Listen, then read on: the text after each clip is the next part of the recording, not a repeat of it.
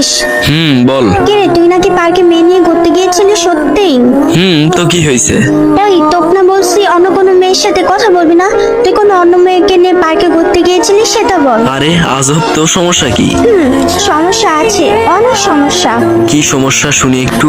তোকে শুনতে হবে না, ওকে? তুই কোনো অন্য মেয়ের দিকে তাকাবি না, অন্য মেয়ের সাথে কথা বলবি না, তাহলেই হবে। আগে বল কেন কথা বলবো না বা কেন তাকাবো না। যা বলছি তাই করবি, কথা শেষ। আমি অন্য মেয়ের সাথে কথা বলবো? যা, তুই যা করিস কর। তাহলে তুই আমার সাথে কথা বলবি না? কেন, তোর কি সমস্যা? আজব তো, না বললে বুঝবো কেমনে? তোকে বুঝতে হবে না, যা বাই। ওই শোন, আমি কিন্তু ওই মেয়ের সাথে রিলেশনে গেছি, ওকে? কি, তুই রিলেশনে গিয়েছিস মানে কি? কেন যেতে পারি না নাকি? না, যেতে পারিস না, তুই না আমার বেস্ট ফ্রেন্ড। তো কি হয়েছে? বেস্ট ফ্রেন্ড তো বেস্ট ফ্রেন্ডই। তুই তোর জায়গায়, আমার জিএফ আমার জিএফ এর জায়গায়।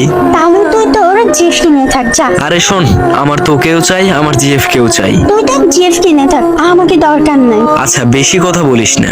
আই লাভ ইউ রে। তোকে অন্য কোনো মেয়ের সাথে দেখলে আমার সহ্য হয় না রে। তোকে অনেক ভালোবাসি রে। প্লিজ অন্য কোনো মেয়ের সাথে তুই কথা বলিস না। মানে কি? হোয়াট? পাগল হয়ে গেছিস নাকি? তুই কি ভুলে গেছিস নাকি যে আমরা বেস্ট ফ্রেন্ড? না, ভুলিনি, কিন্তু তোকে আমি সারা জীবন ভালোবেসে যেতে চাই। প্লিজ না বলিস না। ওই কিছু বল। I love you. দূর শালা হারামি, যা কুত্তা। কুত্তি? তুই কুত্তা। না, তুই কুত্তি।